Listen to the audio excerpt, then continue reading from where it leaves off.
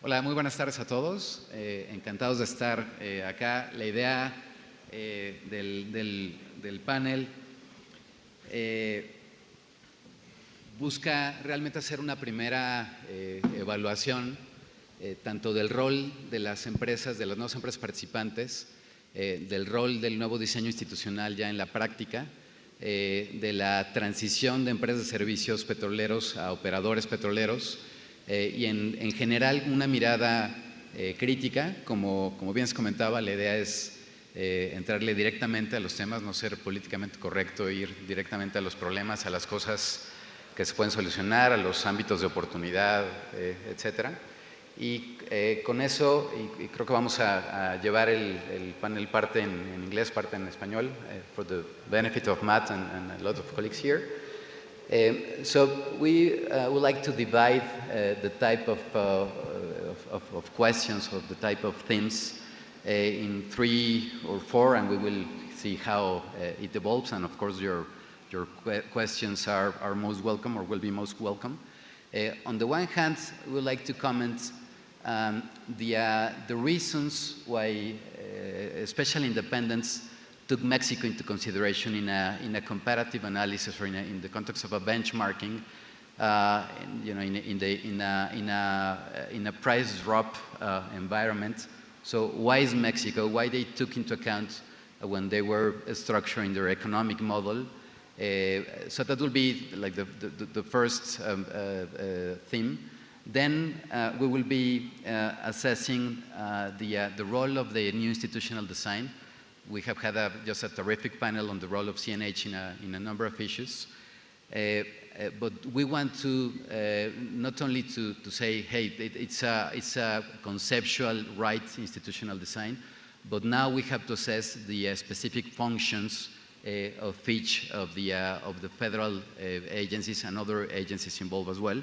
Then there is no way to comment on the energy reform without touching upon the role of Pemex, not only in the context of Pemex as a potential partner in the context of the rounds and so on, the role of Pemex in the farm outs and so on, but also its role with the different hats that Pemex has in the market in the context of a liberalizing reform, but with some de facto monopolistic elements, for instance, in terms of infrastructure and so on. So we have to be also, direct, with the externalities that it causes to the business models. And then, of course, the future, which are the priorities in terms of investments and so on. So with that in mind, Matt, if I may, I would like your input first as to why Mexico. Why Mexico, not only in let's say in this comparative investment analysis with other countries, but also once you took the decision of going into Mexico, which were, let's say, the essential elements that you took into account when deciding your investment, and which are your let's say your queries, your main areas of concern about the let's say the institutional design, the role with Pemex, and so on and so forth. That's a very long question. My company, Fieldwood Energy, is the largest producer in the shallow water Gulf of Mexico in the U.S. And so it made sense for us after the reform and when round 1 shallow water blocks came out that we looked at Mexico. We decided, first of all, that we were not going to participate in Mexico unless we had a Mexican partner. And we were very fortunate to partner with Carlos Morales and Petrobal. And it's been a very good relationship. So we have the local knowledge that they bring, along with our expertise of operating over 500 platforms in the U.S. Gulf of Mexico. And so it was a natural fit. We did not participate in round 1.1 on the exploration blocks. We met my friend Yvonne and Sierra, but we were a little late to the game to participate in the first round. But we did participate in round 1.2. We actually bid on 3 blocks there, and were successful on block 4. Our focus in Mexico is entirely in the offshore shallow water. That's what we do, and we've been very pleased with the progress that we've made so far. We intend to start drilling our first well later this year or early next year, and the experience has been good. We intend to bid on future rounds, and hopefully we'll have a number of projects underway over the next 2 to 3 years. And as I was commenting, so that's why you took the decision in Mexico in this comparative analysis. But let's talk about, let's imagine that I'm your psychologist and we are in therapy. Let's assume that I'm your psychologist and we are in therapy, and you comment on your worst fears and your worst nightmares, in implementing your business opportunity in Mexico. So which are your fears and what are you feeling as to the implementation of your model? I think what we're doing in Mexico with the reform is new, and it's new for not only the operator, but also for the government and the regulatory bodies and for Pemex. And so, what we do in the U.S., we've been doing for many, many years. And while the regulatory environment has changed in the U.S., we've been able to adapt to that. We're breaking new ground here every time we do something. And so that, along with the language barrier, as you can tell, I don't speak Spanish. And so, I'll tell you a story. We came down here the first time, and I told my partner, I said, I don't speak any Spanish. And he says, I'm going to need an interpreter. And he said, let me tell you, everyone you're going to meet at Pemex and at CNH speaks better English than everyone that works for you in Louisiana. So we've overcome the language barrier, but it's difficult, and it's difficult on my staff, that the technical staff, that we interpret maps and we make presentations in English. Our partner makes them in Spanish, and we have to be sure nothing gets lost in the translation. So that's been a legitimate challenge. And I think the other thing is, being one of the first 4 operators in shallow water, we've worked together with the other operators to coordinate our questions and coordinate our responses to the government, because we're all in this together. And once we've bid against each other, we've won a contract, we look at each other as partners with the other operators. And so we're working together on logistics, we're working together on planning and how we go to CNH and ASEA and the other regulatory bodies that we're dealing with. And I think they're open to our suggestions, and they're moving in the right direction, although it's a very slow pace. Thanks. Creo que es buen momento también para evaluar el rol de una de las empresas que ha sido muy exitosa y seguramente seguirá siendo exitosa, como todas las que están acá. Todos sabemos que algunos de los nuevos operadores petroleros que se han formado en México han resultado de la interacción de fondos de inversión globales que tienen altas expectativas. No quiero poner aquí en el spot a Iván, pero seguramente los niveles de tasas de retorno que están esperando de Iván son sustancialmente altas en un ambiente también de seguridad, de sustentabilidad, etcétera. Entonces me gustaría preguntarle a Iván, un poco en el mismo contexto de la pregunta a Matt, pero con desde un ángulo de la sofisticación financiera, de lo que es sentir pues, la presión de los señores del dinero propiamente en la estructuración de un operador para un nuevo país. ¿Qué se siente estar en esos zapatos? Okay, en español, ¿no? As you wish. Okay. Bueno, primero que todo, gracias por la oportunidad de estar aquí en este evento y espero que tengan una buena sesión. David, la realidad es que estos fondos de inversión tienen mucha experiencia y tienen una visión a muy largo plazo. Pero como todo, cuando estás creando algo nuevo y ellos se especializan en crear algo nuevo, uno de los grandes retos es asegurarte que estás estructurando todo el business plan y todo el proyecto de una manera que tenga altas probabilidades de tener éxito. Entonces, sí hay una interacción bastante intensa, sí hay reuniones semanales, sí hay un análisis profundo, reflexiones profundas de lo que se está haciendo muy regularmente.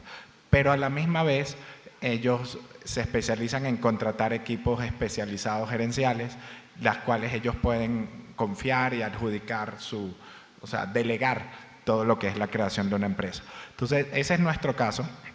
El equipo es muy importante. Segundo, nos regimos por gobernanzas igual que cualquier otra empresa. O sea, en mi caso, yo tengo 10 miembros en mi junta directiva, y tenemos nuestras reuniones muy formales, hay la presentación de proyectos y tal. Yo no tengo mucha presión diariamente de ellos, la verdad, pero sí tenemos una relación muy abierta, de mucha confianza y de largo plazo. No hay expectativas de que tengamos que hacer algo inmediatamente, ni tampoco nos pagan por ganar bloques. Nosotros estamos aquí para desarrollar un negocio sustentable y que pueda durar, ¿no? Entonces, sí tenemos algunas cosas interesantes y otras cosas que son muy fuertes, pero a la final estamos tranquilos y puedo venir aquí a participar, ¿no? Muy bien. Ahora, cuando estaban integrando su modelo de negocio para México y tenían que ir haciendo su check the box de riesgos técnicos, de riesgos no técnicos, etcétera, ¿cuáles fueron sus principales preocupaciones? Mira, tenemos muchos años esperando la apertura de México e involucrados en el proceso, ¿no? En realidad, para mí y para ellos no habían los primeros riesgos era que hubiera un cambio constitucional. Después de eso era la implementación de todo. Pero desde el punto de vista, los riesgos diferentes, puedes decir técnico, honestamente es una muy buena cuenca petrolera, tiene riesgos como cualquier otra cuenca petrolera, pero tiene riesgos que son mucho menores, porque ya hay más de 200 billones de barriles descubiertos oil in place solo en el sureste, más lo que hay en Tampico, Misantla, o sea, hay una roca fuente muy generadora, muy buena, todos los ingredientes están ahí. Técnico no me preocupa, o sea, es el riesgo normal de cualquier, y yo lo considero moderado, no lo considero, por lo menos en las áreas donde nosotros estamos participando. Económico, el contrato es excelente y el mercado determina lo que está pasando. Entonces, honestamente no había un riesgo tan alto en ese sentido porque pasó un cambio constitucional, hay buenos contratos, está todo bien armado. Entonces, ese lo ponemos a un lado. Los riesgos eran más riesgos transitorios, del cuellos de botella, implementación de la reforma, cosas instituciones que todavía no estaban bien formadas, pero todo está avanzando sobre su camino. Entonces, no nos molestaba casi que ningún riesgo, honestamente. Lo vemos muy bajo desde muchas perspectivas. Ahora, la percepción de muchas empresas es que es muy alto porque todo es nuevo y no se ha hecho, pero yo creo que están equivocados. Yo creo que con el tiempo se va a probar que es una gran oportunidad y que las cosas van a fluir, y es una de las grandes oportunidades para la industria mundial. Muy bien, sí, la verdad es que es raro encontrar un operador, digamos, de escala global o un independiente, digamos, de primer nivel o segundo nivel incluso, que no vea a México como uno de sus 5 prioridades hoy en día, ¿no? Ahora me gustaría ir ahora con Vicente para comentar un fenómeno bien interesante que está ocurriendo en México y que de hecho ocurrió en otros países, digamos, en el proceso de implementación, en la evolución de sus reformas energéticas, y es esta transición de empresas de servicios petroleros a operadores, cuando pues es, digo, al menos para mi mente muy limitada, es casi más retador que ir a Marte, ¿no?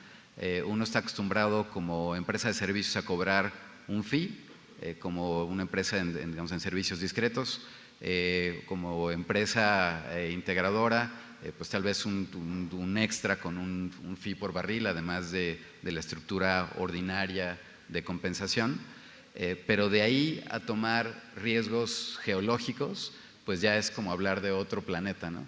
Entonces, hemos visto, especialmente en la ronda 1.3, y creo que seguiremos viendo ejercicios parecidos, una transición de empresas de servicios petroleros mexicanas, muchas de ellas a algunos de los nuevos operadores, ejercicios a veces consorciales, a veces de grupos de ingenieros petroleros y de financieros con experiencia, algunos management teams con un nivel de patrocinio de fondos de inversión, etcétera. Hemos visto un poco de todo. Y cuando se publicaron los resultados, cuando fue los fallos de adjudicación de la 1.3, pues había todo tipo de predicciones respecto a las nuevas entidades, ¿no? Fue muy interesante lo agresivo de la sobreregalía que se propuso en las licencias. El mercado quedó sorprendido. Yo creo que buena parte del mercado, digamos, de operadores, de independents de primer y segundo nivel esperaban, digamos, rangos de 35-40%, y fueron rangos, como todos sabemos, mucho más altos. Entonces, un poco con este contexto, me gustaría, Vicente, si nos pudieras contar un poco tu experiencia y cómo ves esta transición de las empresas de servicios petroleros a operadores con este universo tan distinto entre una empresa de servicios y un operador. Bueno, la pregunta es muy buena, porque el sueño de una empresa mexicana, tecnológica, con 20 años de existencia como nosotros, es el libre mercado, el sueño guajiro, es decir, lo que buscamos todos para poder operar correctamente. La transparencia nace en el libre mercado y sobrevive en el libre mercado. Por ello, para nosotros, la apertura del sector energético es una forma de transparentar procesos y de establecer reglas claras. Nosotros hemos estado viviendo de nuestro dinero, invirtiendo en tecnología. No invertimos dinero de alguien más, solamente dinero nuestro. Y lo que hemos hecho para poder hacer lo que hemos propuesto, por ejemplo, en la ronda 1.3, que si bien es cierto no pudimos firmar, fue una condición producto de la inexperiencia nuestra de asociarnos con alguien inadecuado. Pero nosotros estábamos listos para hacer frente a los contratos, porque al ser una empresa con capacidad de hacer sísmica 2D, 3D, hasta el punto de poner en calidad el crudo o el gas para venta, y tener toda esa cadena de valor, y tener en proceso más de 60 áreas de investigación, tener 2 centros de investigación y ser socio de la UNAM, que desde hace 15 años estamos trabajando. Eso requiere de tener una convicción muy clara sobre el proceso de la apertura energética y la transparencia que esta genera. Nosotros estuvimos preparándonos por muchos años, y la regalía que ofertamos fue una regalía completamente estratégica, por representar un verdadero punto de venta de nuestras capacidades, y nosotros, al estar viviendo siempre dentro del OPEX y el CAPEX, entendemos perfectamente lo que es el negocio y entendemos también los riesgos, y desarrollamos tecnología para mitigar esos riesgos. De tal forma que para nosotros es un sueño maravilloso, a pesar de la pesadilla que pasamos hace unos días por no firmar los 4 contratos, pero es un momento maravilloso para poder enfrentar los retos hacia adelante. Nosotros tenemos una estrategia muy clara sobre lo que debemos de hacer como empresa y como mexicanos, y creemos en la transparencia, y creemos que es la única forma para poder desarrollar una empresa en México, invirtiendo en tecnología, porque no hay otra forma de poder avanzar en un desarrollo de negocios si eres una empresa pequeña, si no desarrollas tecnología. Es importante. Ahora, y muchas gracias por, digamos, hablar del el caso personal, el caso de tu empresa. Me gustaría, con toda tu experiencia en el sector, hacer esta como primera, si no evaluación, porque obviamente es muy prematuro, pero ¿qué esperarías, qué pasos tienen que dar las empresas de servicios petroleros mexicanas para realmente convertirse en operadores que están dispuestos a entrarle, digo, a pesar de las características del 1.3 en cuanto a riesgo geológico? Por definición, el operador toma riesgo geológico, además de otras muchas cosas, ¿no? Entonces, ¿cuál es tu evaluación y tus recomendaciones en esta transición de empresa de servicios a empresa operador? Y tal vez una pregunta más, hablando de este tema de no ser políticamente correcto. Yo nunca entendí, tengo una que otra suposición, y si no ahorita la comentamos, de por qué fue tan agresiva la ronda 1.3 en términos de sobreregalías, tomando en cuenta que varios de las empresas eran proveedores de servicios petroleros a Pemex. Entonces, ¿son altísimamente eficientes? ¿Se le está cobrando mucho a Pemex? ¿O qué es qué hipótesis de trabajo podemos evaluar en este ambiente abierto y sin cortapisas? ¿Por qué fue una ronda tan agresiva en donde los operadores independientes con experiencia de años que cotizan en mercados de valores de muchos lugares del mundo se quedaron con los ojos cuadrados del nivel de sobreregalías? Bueno, muchos de ustedes han entendido que este negocio es una forma de asimilar riesgos. El riesgo es parte con lo que convives todos los días. Nosotros tenemos trabajando en la zona de Tamaulipas, el norte de Veracruz, en medio de evidentes problemas de seguridad. Hemos aprendido a desarrollar procesos que nos han llevado a que no tengamos un solo incidente, ni siquiera cercano a ser preocupante en esta materia. Hemos llevado un proceso basado en conducta y hemos llevado un proceso muy claro. Yo creo que las empresas mexicanas tenemos una,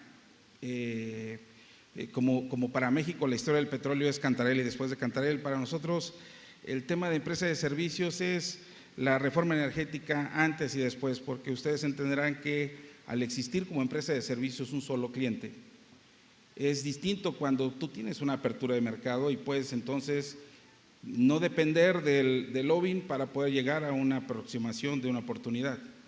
Y quiero decirlo con claridad, para mí el tema de transparencia lo vivo con todos los días y no me da miedo enfrentarme con quien me tenga que enfrentar. No es un tema discutible para nosotros, la moral está por encima de cualquier negociación bajo la mesa. Por eso creo que las empresas mexicanas deben de empezar por quitarse eso de la cabeza y entender que el libre mercado y hacer las cosas bien, a mejor costo y en forma siempre agregando valor, es la única forma en la que una empresa mexicana puede pretender acceder a un proceso de globalización como representa la reforma energética, la inversión que representan los jugadores con los que vamos a competir o a los que les vamos a dar servicio, tienen la misma ideología. Los fondos de inversión protegen esto de manera muy cuidadosa. No generar prácticas corruptas es un proceso natural y rotundamente fundamental. Muchas gracias. Me gustaría, dentro de unos minutos, para la sesión de preguntas y respuestas, nosotros también hacerles preguntas a ustedes. Me gustaría que, digamos, tanto empresas extranjeras como mexicanas nos hablaran también de esa transición de una empresa de servicios a un operador y no estaría tampoco nada mal que nos hablaran de hipótesis de por qué fue inesperadamente alto el nivel sobre regalías de la 1.3, que me parece que es un fenómeno bien interesante. But let's switch into another relevant area of the panel, which is the new institutional design.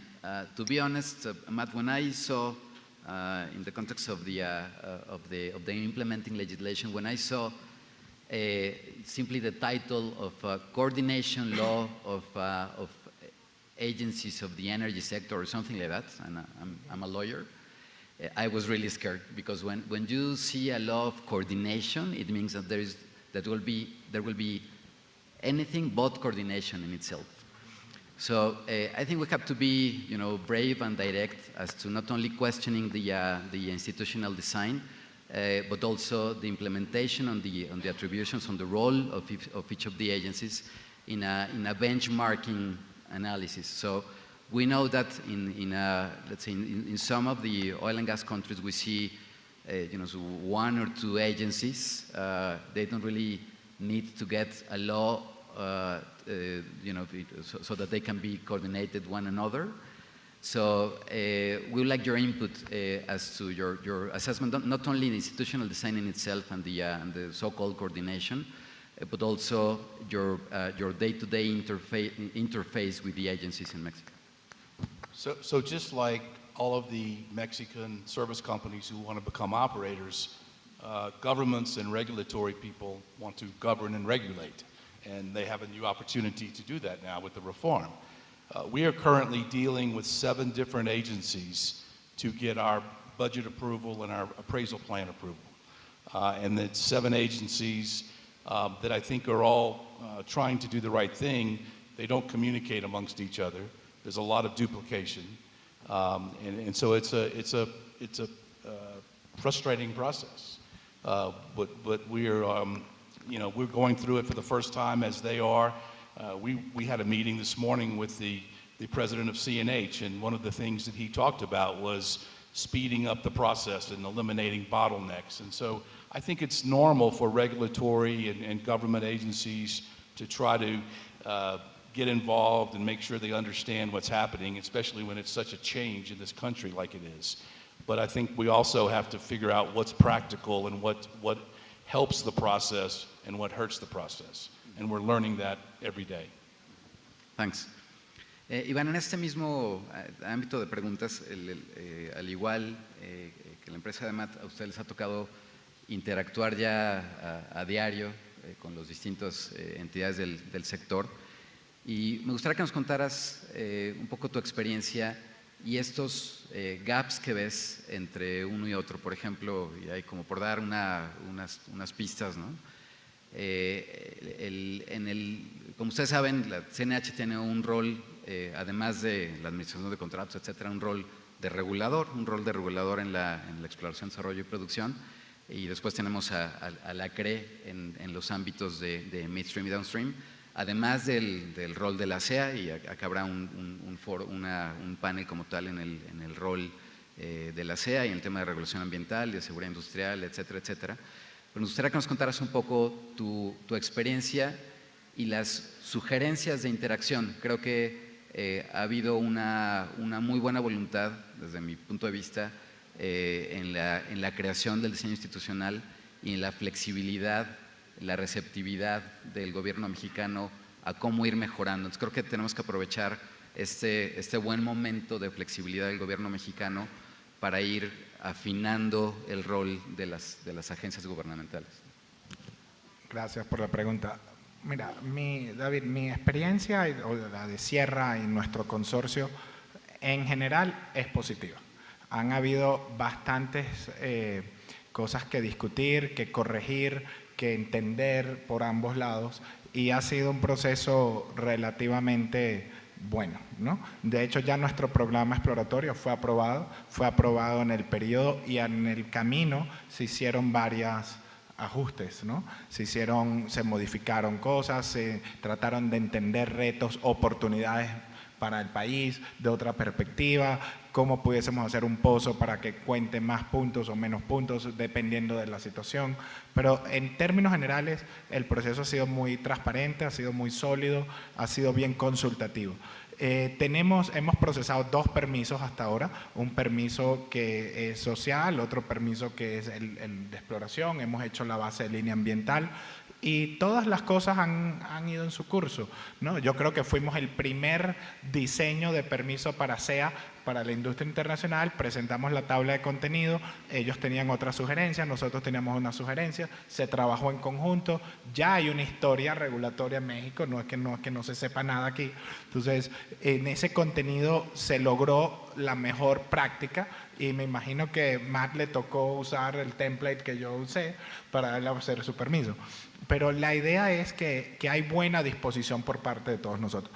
Yo no tengo, y Sierra y nuestro consorcio, ningún problema hasta ahora. Como te digo, las expectativas nuestras venimos con mucha experiencia internacional, no solo del Golfo de México, pero venimos de trabajar en otros países, y lo que estamos viendo se compara a primer nivel a nivel internacional. Tú sabes que en Estados Unidos o Canadá las cosas son quizás un poco más rápidas o lo que sea, pero México no es Estados Unidos o Canadá. México tiene otras condiciones. Es un ambiente un poquito más regulado, es un ambiente donde hay hay otra historia. La historia es lo que determina, ¿no?, lo que somos hasta cierto punto. Entonces existe todo eso, pero nosotros estamos muy positivos, la verdad, y no tengo nada que quejarme así profundamente.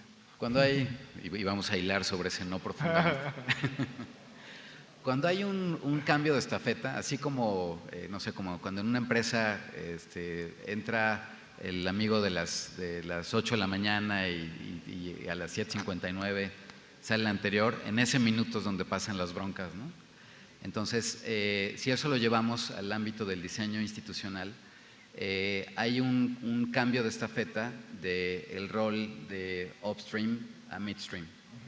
¿Cuál podría ser una de tus preocupaciones en la interacción fundamentalmente diría yo, entre la CNH y la CRE, con algunos elementos de CNR, pero fundamentalmente entre los dos reguladores, en donde podría haber sugerencias en donde podemos tomar el ejemplo de otros países? O sea, ¿cuáles son las preocupaciones en el cruce sensible de atribuciones entre uno y otro, donde está el punto de contacto entre el upstream y el midstream?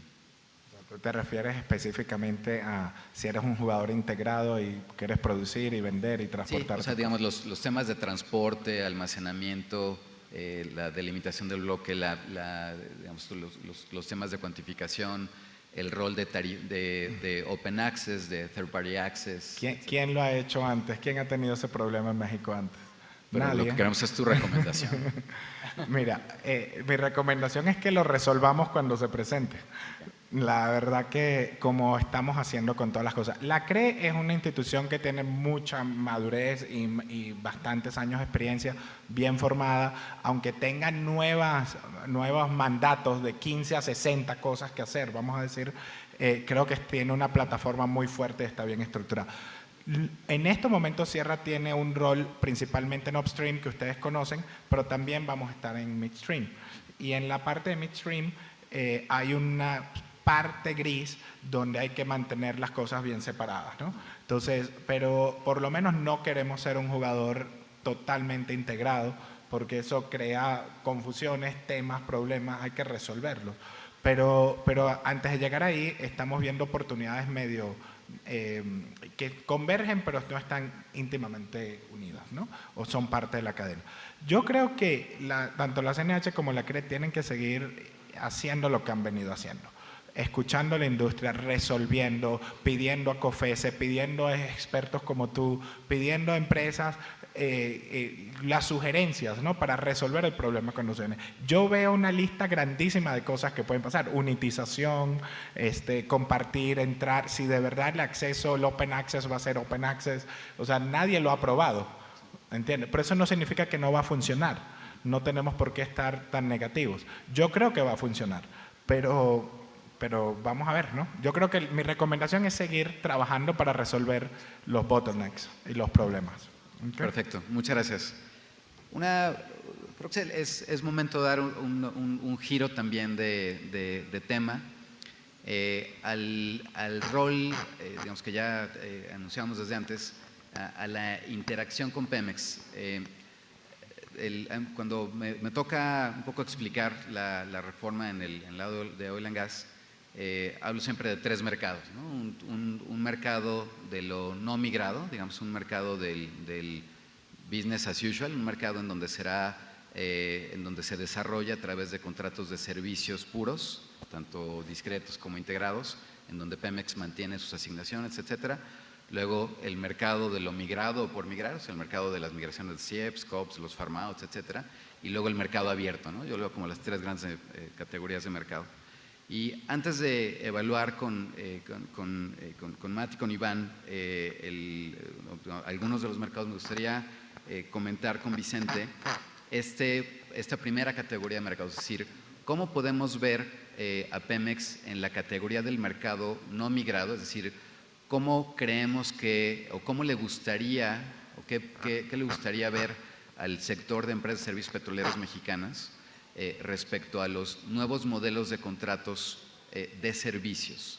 ¿Les gustaría seguir viendo contratos de servicios discretos, contratos de servicios integrados? ¿Qué tipo de elementos y de práctica internacional podría ver el sector de servicios petroleros mexicano? Bueno, definitivamente que Pemex, lo hemos visto todos, quien le tocó vivir la crisis del principio de los 90 del precio del petróleo, pues recordarán lo que pasó en esa época, también una muy baja actividad, enfrentar retos adicionales a los que estamos viviendo en estos años. A pesar de que el precio ha ido recuperando su valor, realmente todavía falta mucho por delante para lograr estar en una condición en la cual la rentabilidad de los campos de Pemex puedan estar en una condición positiva. No quiero decir que lo estén todos, pero sí una gran parte. Y hay un gran desaprovechamiento de la reserva 3P por no implementar procesos integrados de incremento de factor de recuperación para poder mejorar su migración de 3P a 2P. Ese yo creo es uno de los retos más grandes que tienen.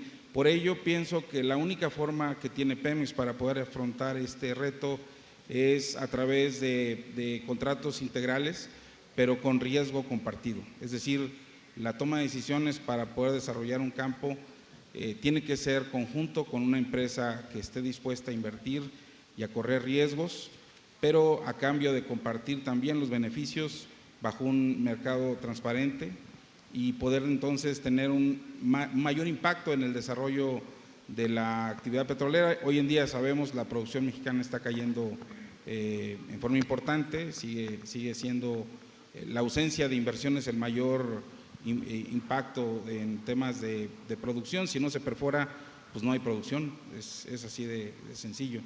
Entonces, lo que desde la perspectiva de una empresa de servicios como nosotros, creemos que las prácticas de comprar servicios aislados o productos aislados para implementar un servicio que mismo Pemex desarrollaba, yo creo que ya terminó.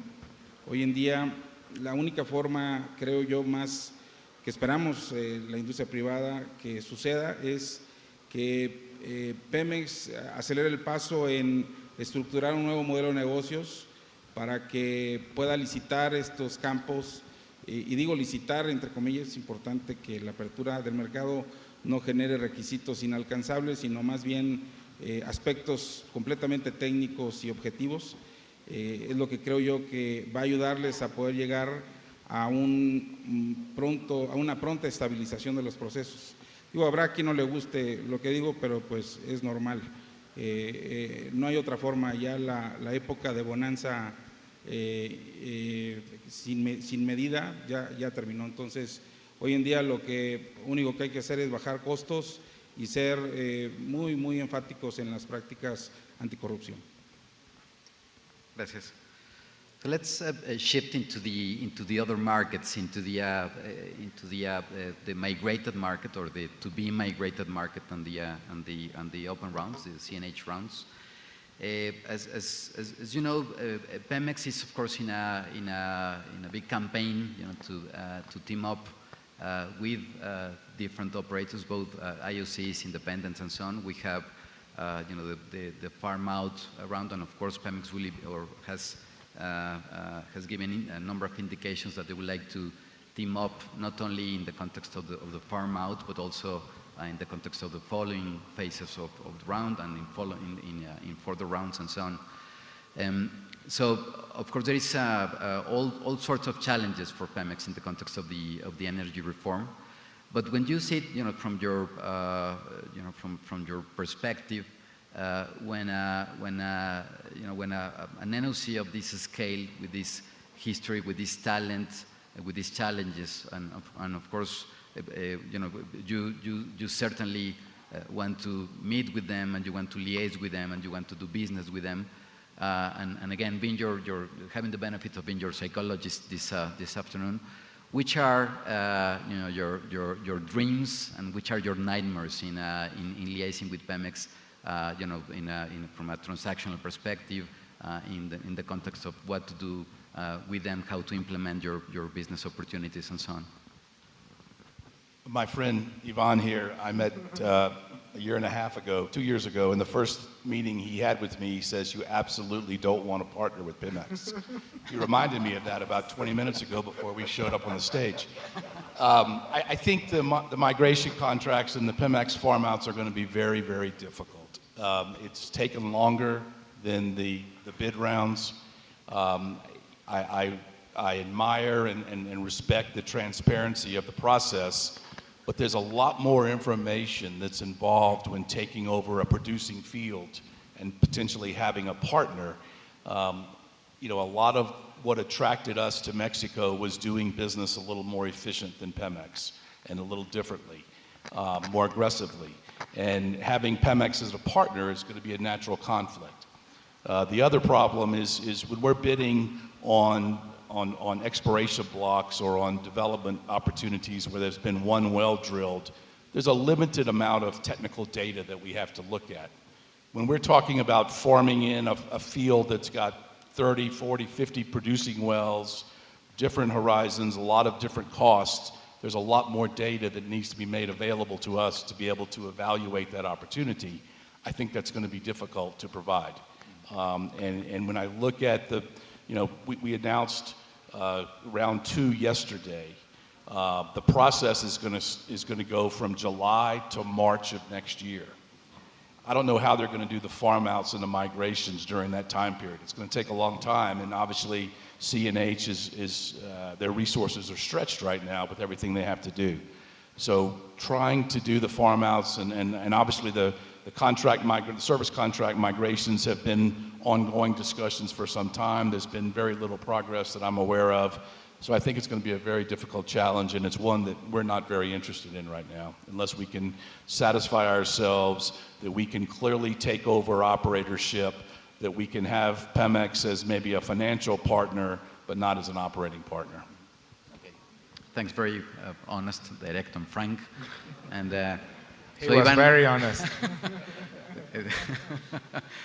Tomando el beneficio de que ya Matt te ventaneó.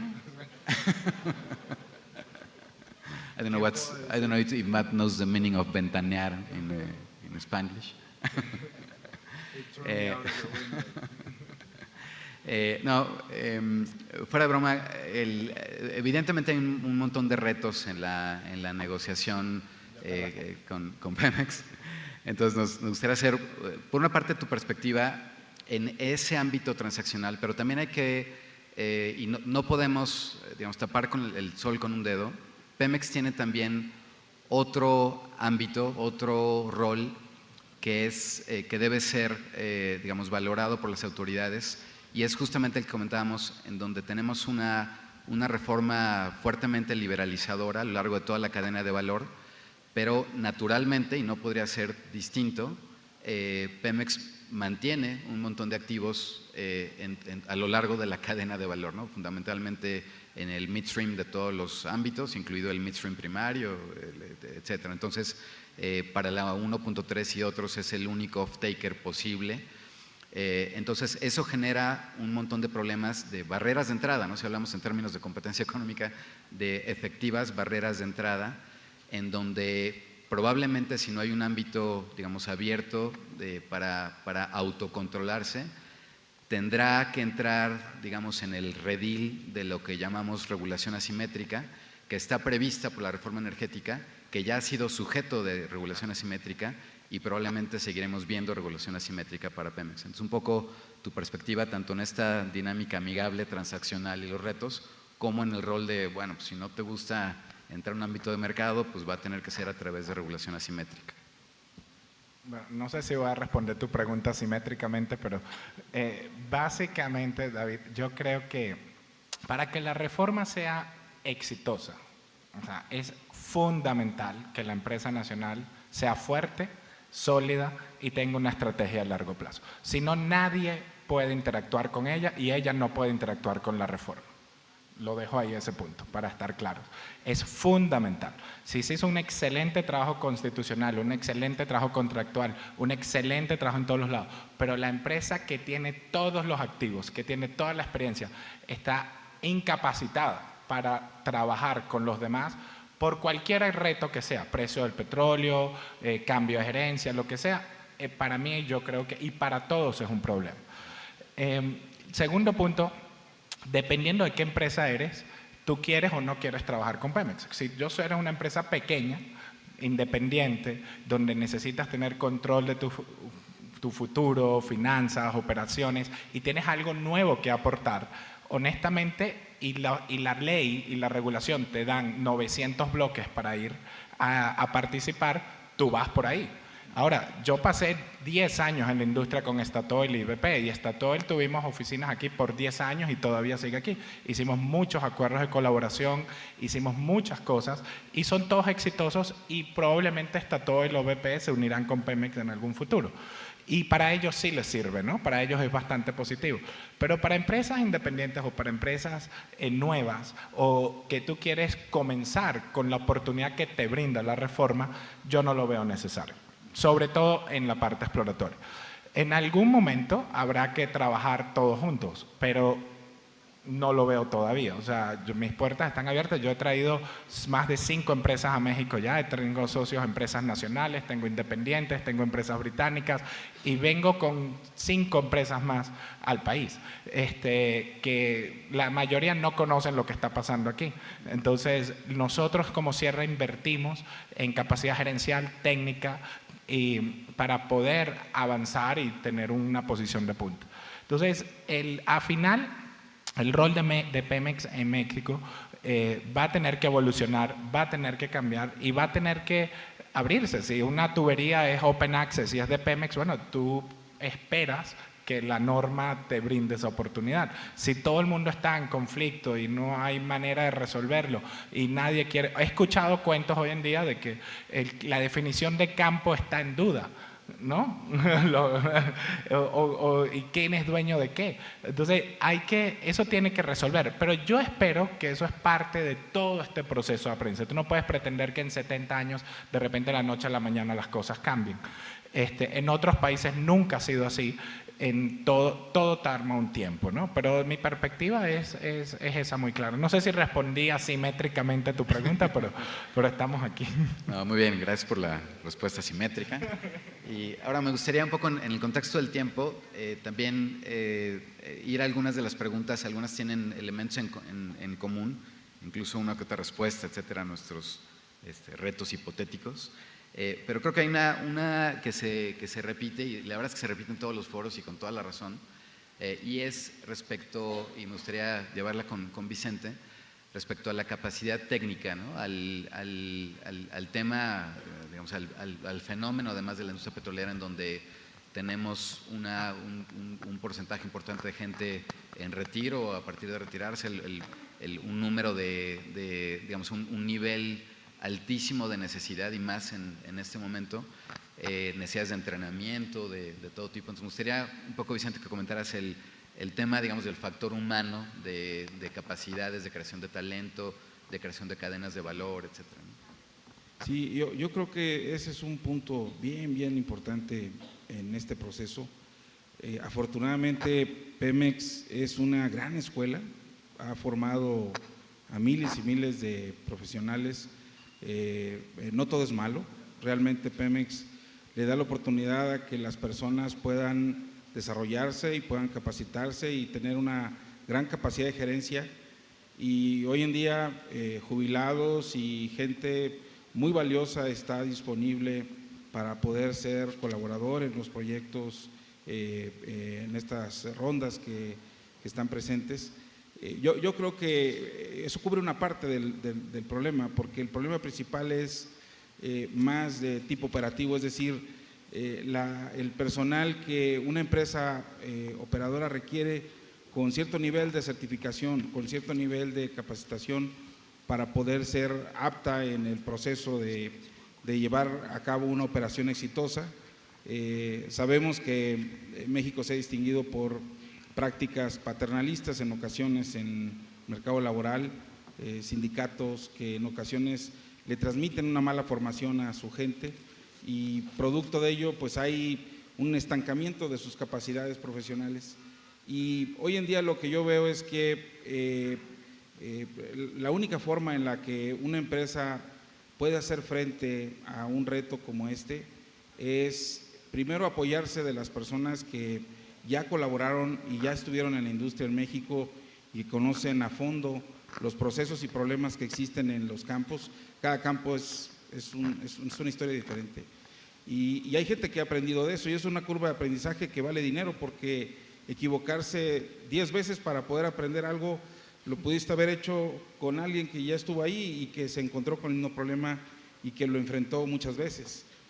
Por ello creo que recuperar la posibilidad de buscar a estas personas como un proceso, porque a lo mejor no es para que te digan cómo lo resuelvas, pero sí para que te digan que te vas a encontrar con una pérdida de circulación que vas a batallar en controlar si no planeas, o el daño que le puedes provocar a la formación, o qué tan susceptible es el play a ser anisotrópico.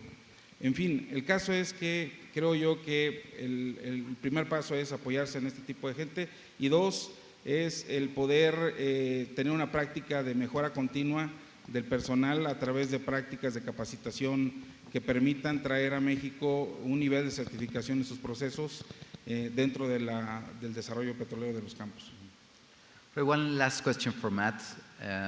Matt, in the context of implementing your business model in Mexico, what would be your assessment as to the supply chain? You have we have, of course, we have next door the most developed market in terms of oil field services.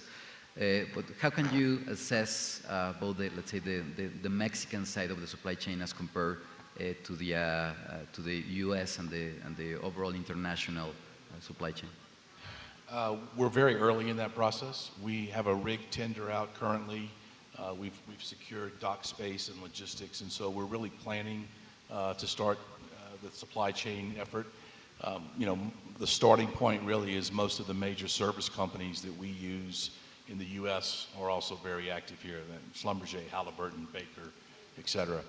So they have operations here. They've been in Mexico a long time. They have good people here.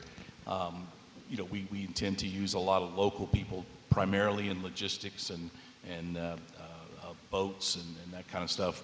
The only operation we've conducted to date is we've done underwater inspections in connection with our environmental assessment, and we'll be mobilizing to shoot a shallow hazard survey here in the next few weeks. So between now and December, we're really going to be spending a lot of time understanding what resources are going to be available to us and picking the best resources. You know, one of the things I would say, and I've said this in the States about service companies, it's not just about cost; it's about execution.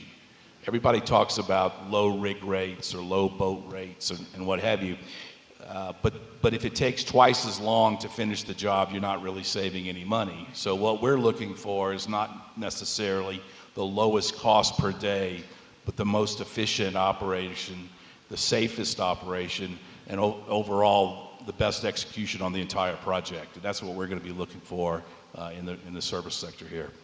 Great, thanks very much. Y ahora si les parece, una pregunta final de la audiencia directamente con micrófono, y con esto terminaríamos el panel. Muchas gracias. ¿Alguien que guste? Buenas tardes. Bueno.